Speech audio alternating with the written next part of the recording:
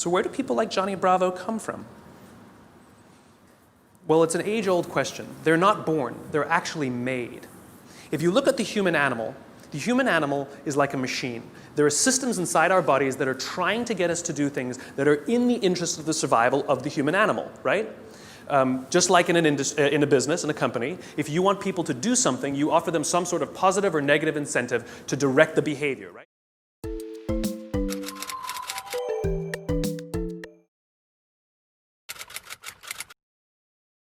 It is August 16th, 2002, and flying over a valley in Afghanistan are two A-10 Warthogs.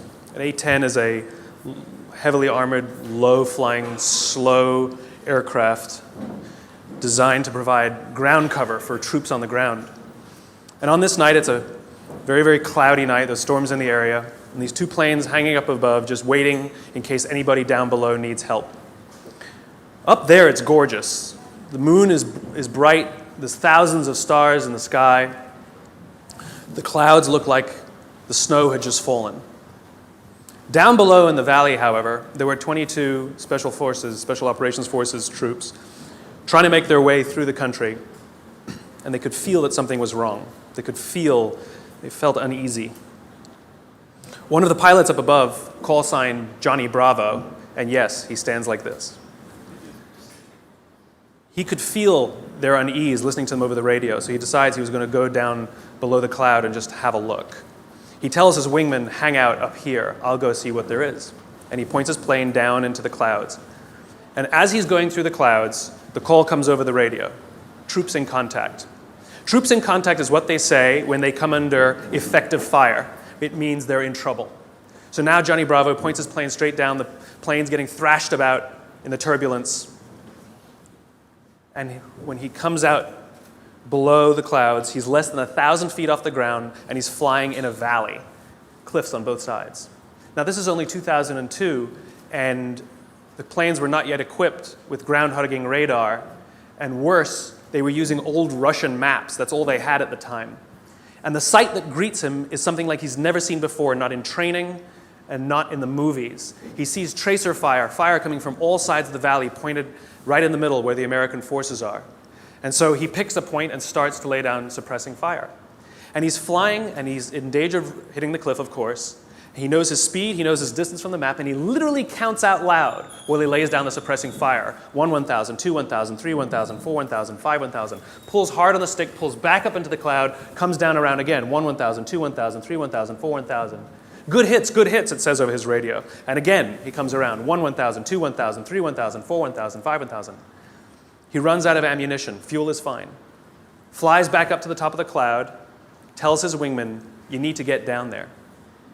His wingman isn't sure about the conditions, so the two of them fly back down together. His wingman lays down the suppressing fire, and Johnny Bravo counts as they fly 3 feet apart from each other, wing to wing. 1, 1,000, 2, 1,000, 3, 1,000, 4, 1,000, 5, 1,000, up and around again. 1, 1,000, 2, 1,000, 3, 1,000, 4, 1,000, 5, 1,000. That night, 22 Americans went home alive with 0 casualties. My question is where do people like Johnny Bravo come from? Who are they? Who would risk their lives for others so that they may survive? I asked Johnny Bravo. I asked him, why would you do it?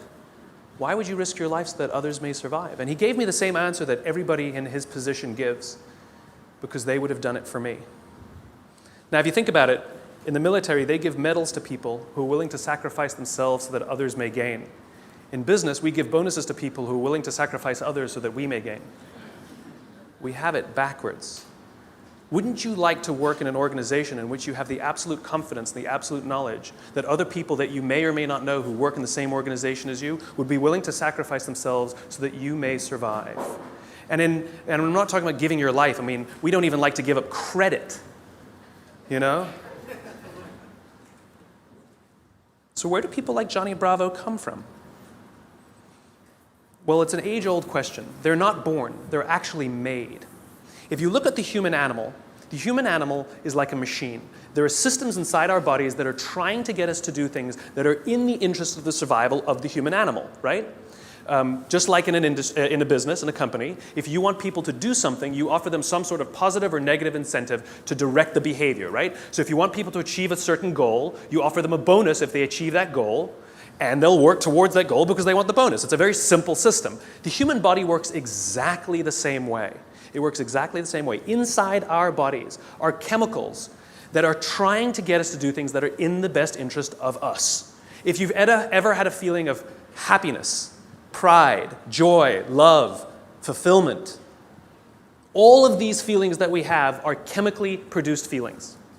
And they're produced by 4 chemicals predominantly.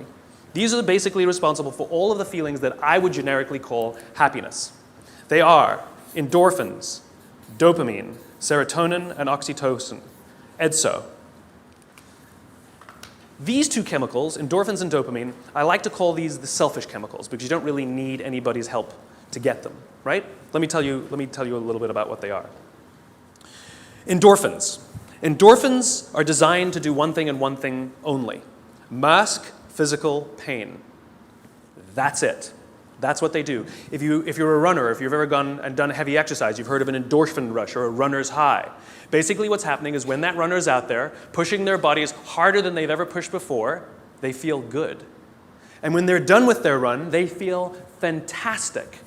And then an hour later, they're in pain for damage they caused their muscles an hour before, right? This is what endorphins are designed to do. They're designed to mask physical pain. The caveman reason for this stuff, because this stuff is all from 50,000 years ago, understand, Homo sapien existed at the same time as other hominid species, and yet we survived and they didn't. What is it about this species that's so good at survival and thriving? Look at the world we've built. It's not just that we're smart. We're certainly not the strongest and we're certainly not the smartest. It's that we're social animals. We have to do things together. We have to look after each other, and we have to work together to ensure that we survive, that we do well. This is how we're designed, right? These chemicals are trying to make that happen. So in these caveman times, 50,000 years ago, Paleolithic era, we had to eat. We're not the strongest, we're not the fastest. But there's one thing that the human animal is made for: endurance. We could track an animal for hours and hours and hours and miles and miles and miles. And if we were tired, we'd keep going. And if we got injured or we had to bring the food back to the cave, we'd continue to do it.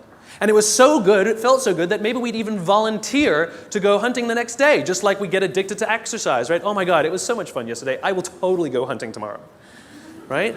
Good system for the survival of the group. Good system. By the way, the reason laughing feels good is because of endorphins. You're actually convulsing your internal organs, and endorphins are masking the physical pain. I'm sure everybody here has laughed so much that the endorphins eventually run out and you go, stop, stop, it hurts. Endorphins, they feel good.